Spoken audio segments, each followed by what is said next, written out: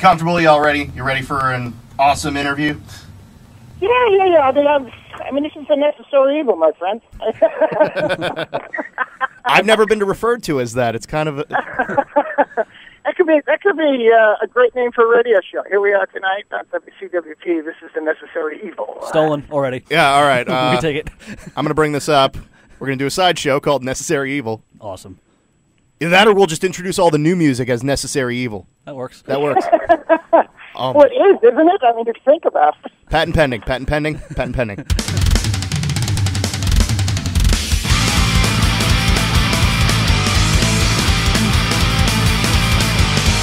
WCWP 89.7 FM. It's Pat and Dan from the Shred Shack, and we are here with Bobby Blitz from Overkill. How you doing, man? Bobby Blitz on the Shred Shack on WCWP. What's happening, boys? Not much, man. Where are you at right now? Over in Jersey. My place. Getting ready for the release of the record, White Devil Armory. The single started streaming, I think, a few days ago. Seems to be making a lot of noise out there in the world of necessary evil and heavy metal. Yeah, we got a copy of it a little while ago, and it certainly sounds like an Overkill song. Yeah, that's what we can say. Yeah, we got to play it on the show the other day, and it was quite awesome. We're dependable like the post office, you know what I mean? You should write that on your liner notes. And I think to some degree we are. Maybe we're actually a little more dependable than the post office sometimes. I think after 17 records, and obviously not having an identity crisis with regard to what the band's about. It's a thrash band. We're a thrash band who also likes punk rock and rock and roll and traditional heavy metal, and we try to incorporate that into our stuff, those characteristics. But I think thrash is probably the word of the day, and that's the pecking order. It's got to be hard to still be a thrash band in 2014. Like, how do you guys pull it off? Oh, geez. I think it's a healthy scene right now. That's really, the number one key factor to the whole thing is that there's new people coming in. There's new people accepting this. There are younger people. There are younger bands. And I think that this is where the growth comes from this many years later. You don't necessarily incorporate 50-year-old thrash fans brand new into this. You're either in or you're out by the time you're 50, right? So I think that that's where the growth comes from, and I think it's a good thing that, that it's not only about youth, but it's also about experience. So it kind of gives us a field to play on. Well, I was going to say a little while ago is I was listening to Henry Rollins, and he was talking about Slayer, and he described, because you're talking about how thrash metal is kind of just an identity and a kind of an ideal. Henry Rollins said that when Slayer is in between albums, he feels like they just put him in a block of ice, and after he chisels them out every couple of months and goes, "It's still 1985. Go." And as I was listening to that, all I kept thinking was, "That's Overkill." I suppose that's true.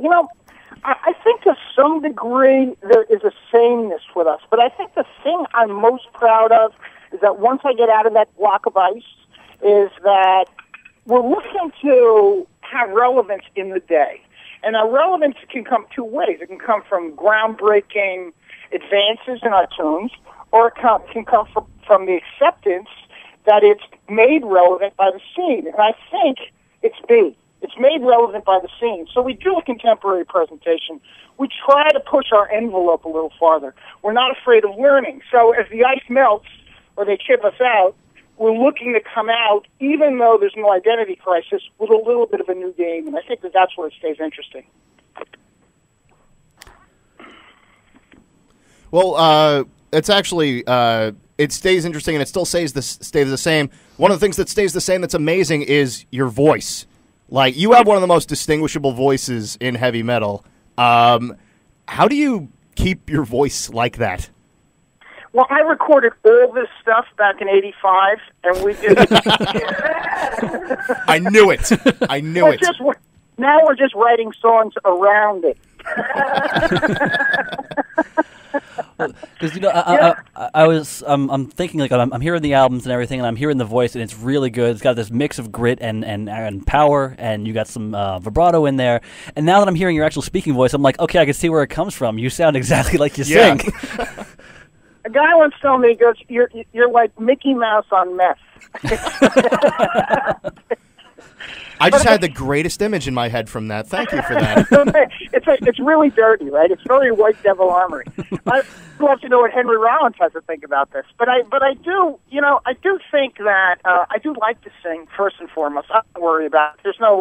There's no huge care thing here. It's like if they're cold and they're in a green bottle, they're probably for me. If you know what I mean. Yeah.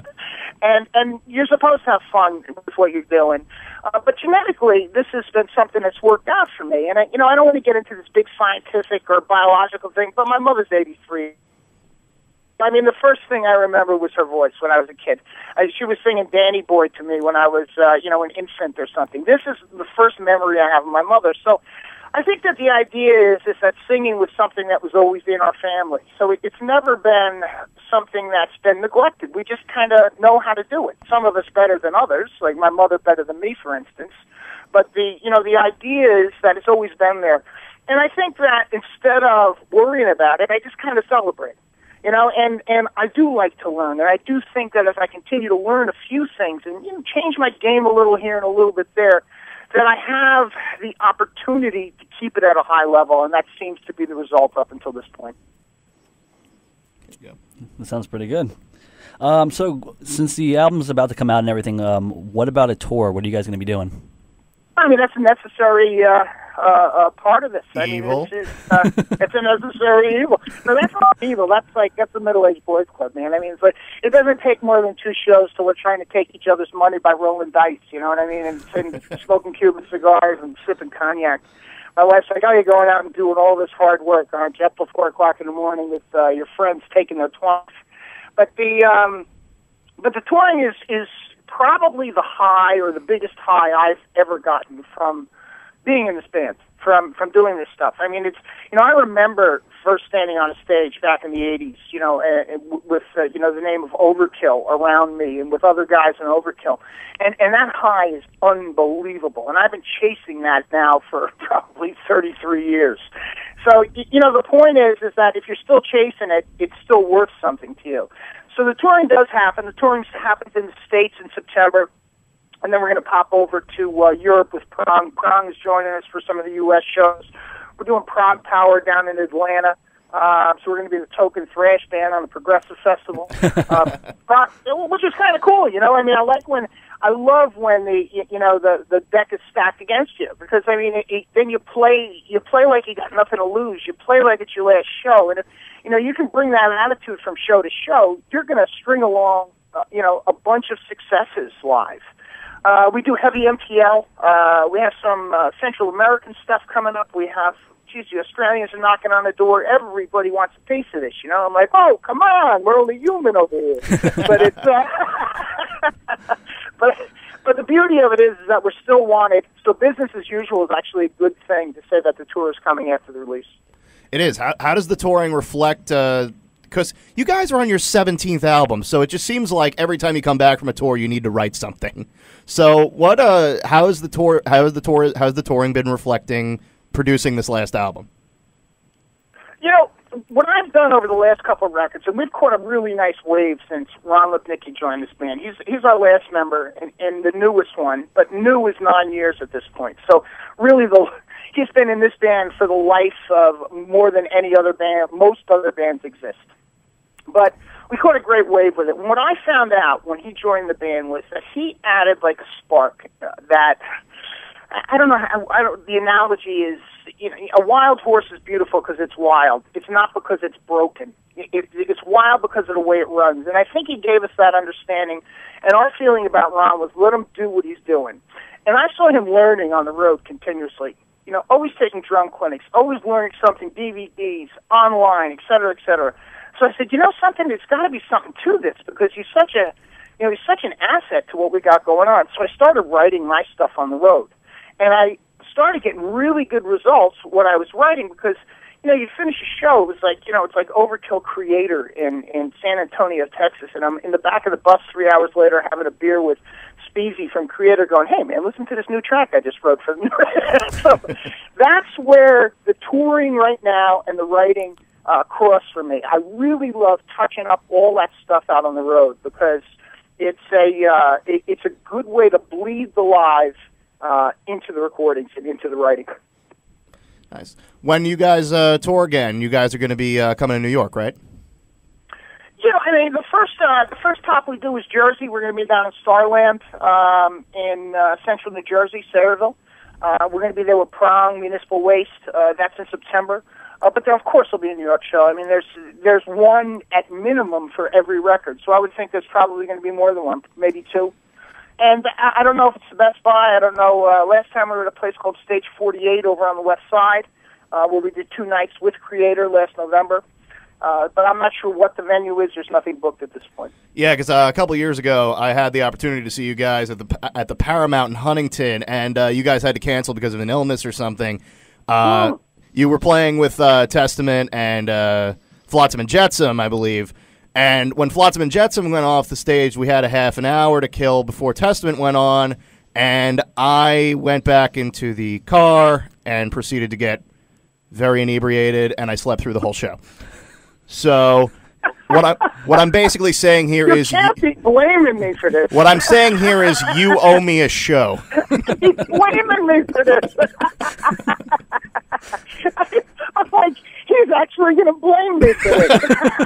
He is, sir, and you do. Oh my God, the set on this guy. And I'm thinking to myself, I wonder if his balls would be this big if he was sitting in the same room with me. And that's where you're wrong. I just said to a guy on the internet, isn't it funny how there seems to be more sensitive balls out there now that the internet's around, but they all just seem to be smaller.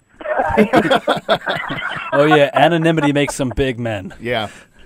I came down with pneumonia on that, and that ran through the bus like a house of fire, but it knocked me out. And the reason that it got me was I had actually given up tobacco 6 months prior to that, and you know, I'm thinking, hey man, I'm home free. I got no big problems, and I smoked all this time. Well, in any case, when you give up tobacco, your lungs regenerate themselves, or at least try, and they make you susceptible to all these things. So when I got this pneumonia, and they didn't think it was anything big, and within 2 days I couldn't walk, and I got one more show in the next day after Huntington.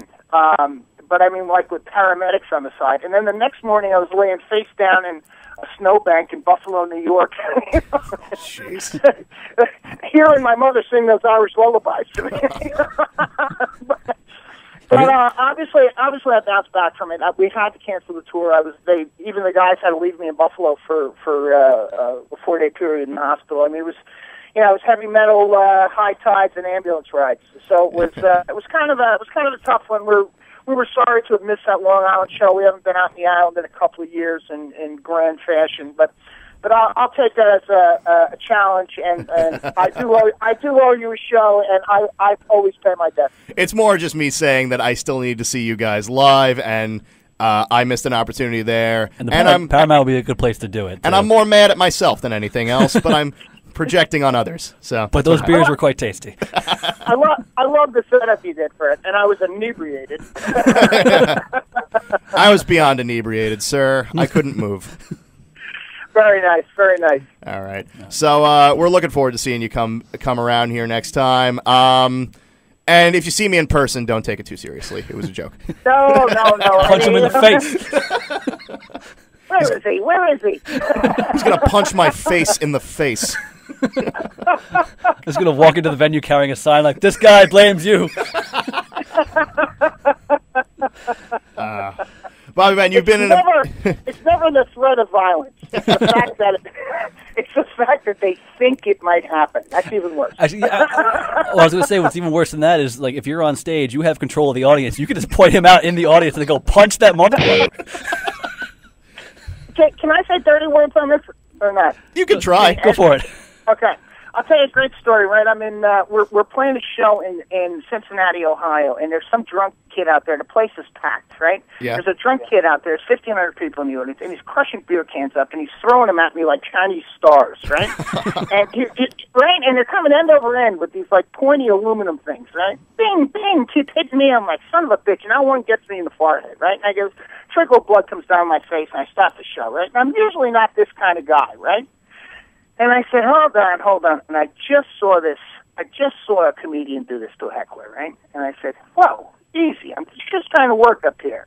And the kid gives me the finger, and I said, do I stop by where you work and kick the out of your mouth?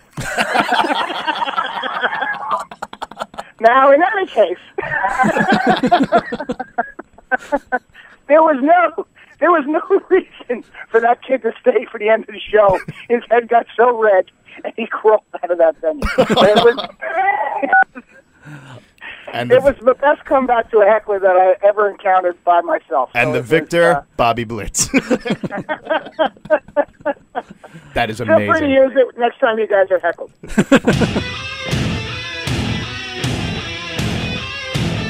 Here's a lightning round. Answer these as quickly as possible. Boxers or briefs? Briefs. Chicken or steak? Steak. Black Sabbath. Do you prefer Dio or Ozzy? Dio. Who would win in an arm wrestling match, Lemmy or God? Bobby Blitz. Correct. And finally, if your band was stranded on a desert island, which member would be eaten first?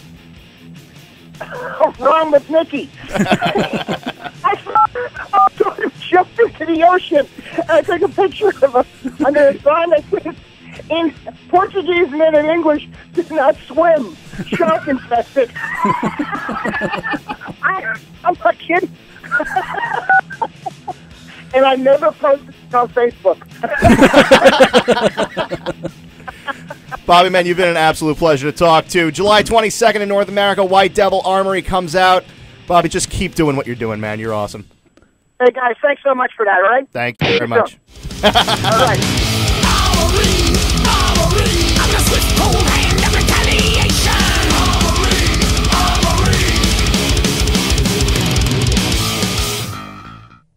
He will kick your ass.